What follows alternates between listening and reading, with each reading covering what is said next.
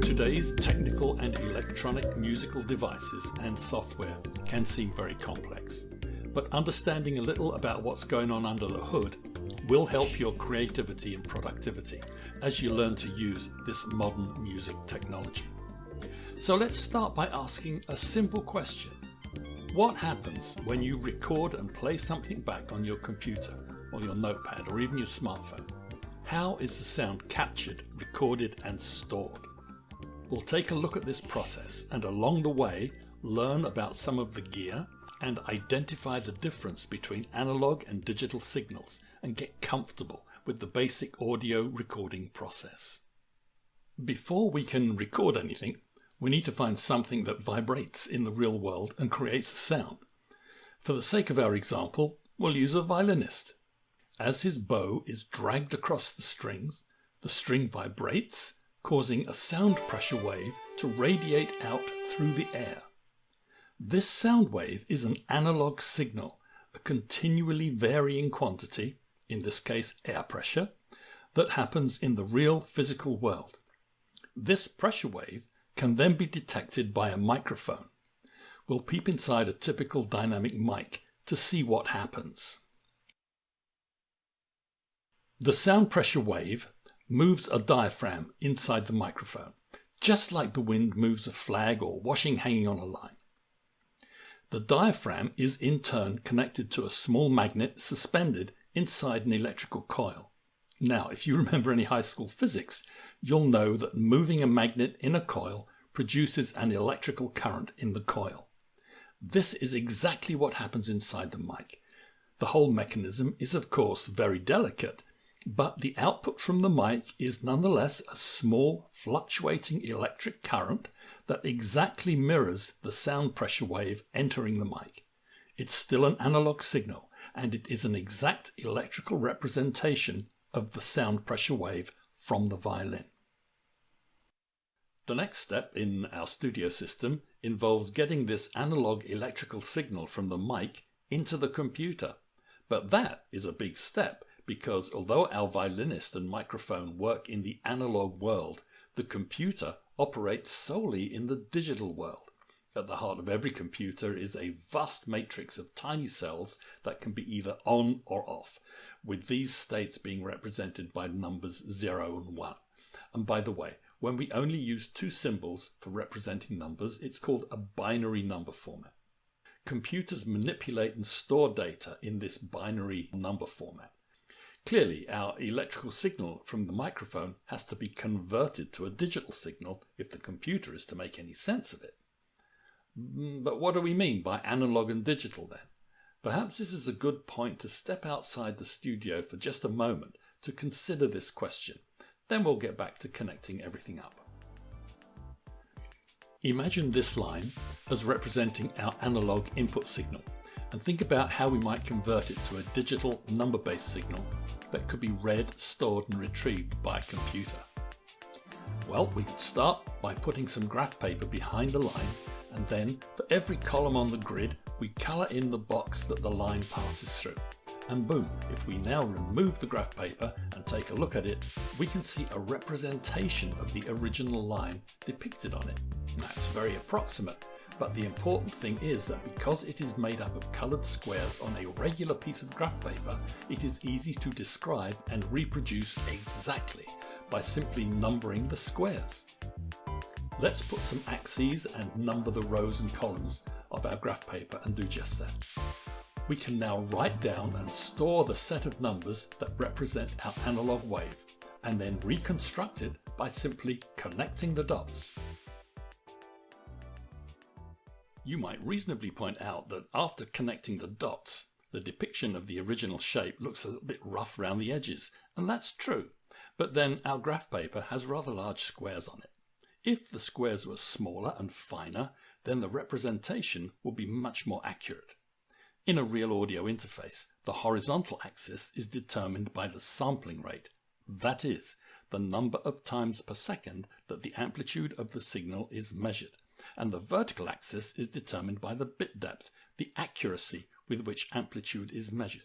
For example, CD quality digital audio has a sampling rate of 44,100 times per second and a 16-bit depth accuracy which gives approximately 65,000 unique steps for measuring the amplitude.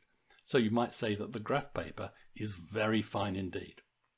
Anyway, our audio signal is now digital audio, a series of numbers that represent a real analog audio signal or wave. Digital audio should not be confused with digital control signals that simply don't have an analog equivalent in the real world. MIDI would be an example of this.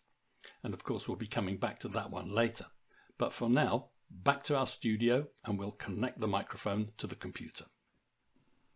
Conversion between analog and digital signals is a central function of the digital recording process and is typically taken care of in a home studio by a special unit called the audio interface device, sometimes known as an I/O box or analog to digital converter or simply A to D.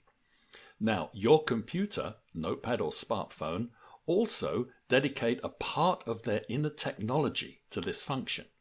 But an external unit is usually of higher audio quality and can provide some useful additional functionality, such as connectors and preamps for external microphones and maybe some mixing controls. So, we have now created a sound with our violinist, captured it as an electrical signal with the microphone, and turned the electrical signal into a series of numbers with our audio interface. Next in line in the process is the computer, which will run some audio software and provide a place to store our recording.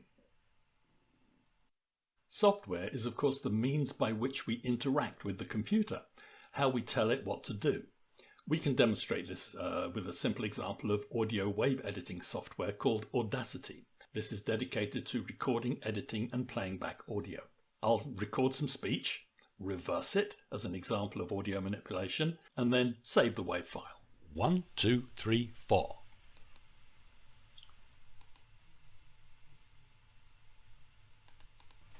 Of here is now.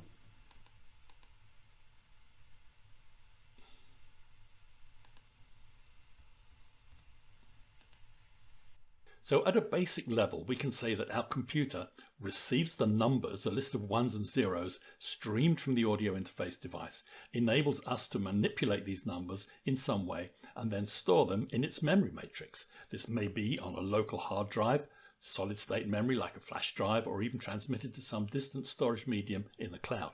Either way, our audio is now captured and stored.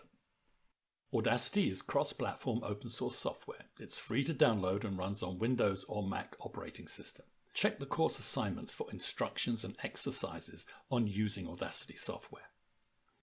What happens when we ask the computer to play back a recorded sound?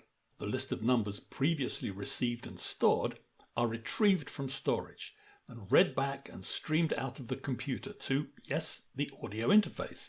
But of course we can't actually listen to the numbers, so this time it will be digital to analog conversion that is required. The interface works its magic in reverse, using the stream of numbers sent from the computer to fill in the squares on the graph paper and connect the dots, as it were, to create an unbroken line, which is used to build an electric current that is now our analog audio signal. This varying electric current is then introduced into an amplifier to increase its strength, and then on to the loudspeaker. The amp and the loudspeaker are often housed together in the same unit. The loudspeaker itself can be thought of as a microphone in reverse. The difference being that it is the current that moves a magnet suspended in a coil that is attached to a cone, which in turn vibrates in a pattern that mirrors the movement of the electrical current. This creates air waves or sound waves which then radiate from the loudspeaker to our ears, where we perceive the sound of our previously recorded violin, completing the basic digital recording and playback path. We now have a basic understanding of digital audio upon which to build, but there are a couple of other things to think about. First is to clarify the nature of the signals and files that are sent around the studio in cables or stored on the computer. For example, consider a normal analog audio signal in a cable. If you plug this cable into an amp and headphones, you would hear the audio. If it were a digital audio signal in the cable, you would just hear noise.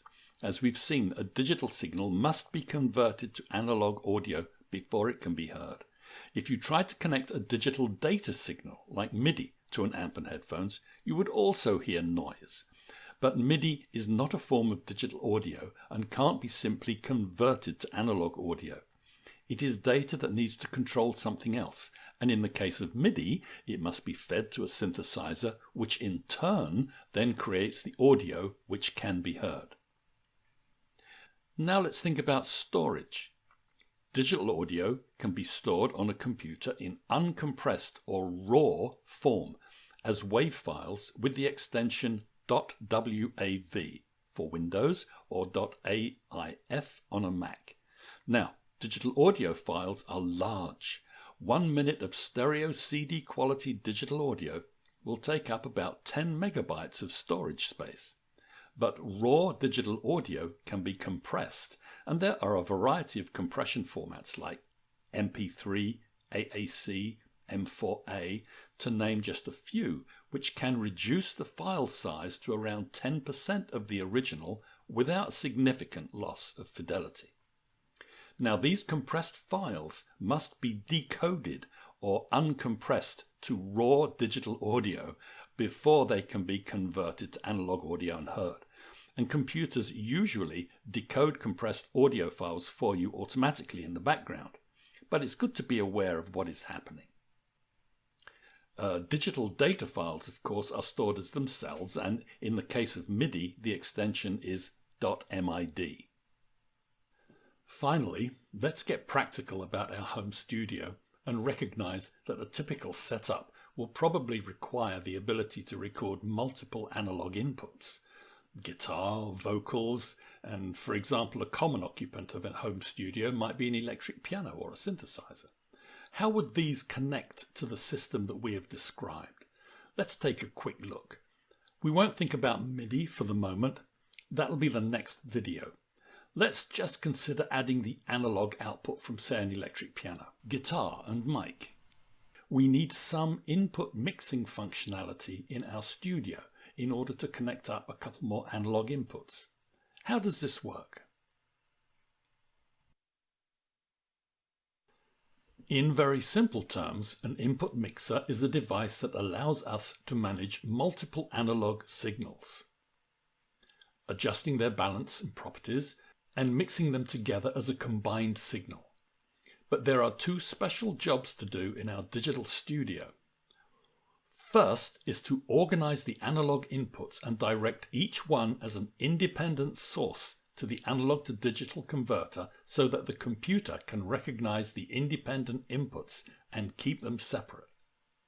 Second is to provide the normal input mixing function to take care of input monitoring so that multiple players can hear each other properly and comfortably play along together or play along with previously recorded tracks. In our home studio, the audio interface device will typically take care of both of these functions, the digital conversion and the input monitor mixing.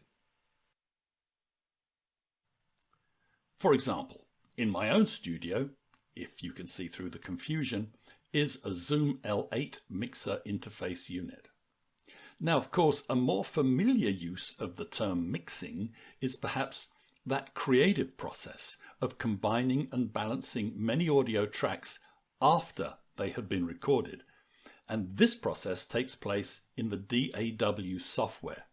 We'll be talking about this in more depth in later lessons. For the moment, we'll focus on getting everything connected, and the next step is MIDI. So let's give the topic of digital audio a chance to sink in and get ready to move on to the next lesson, where we'll see just how MIDI fits into our studio.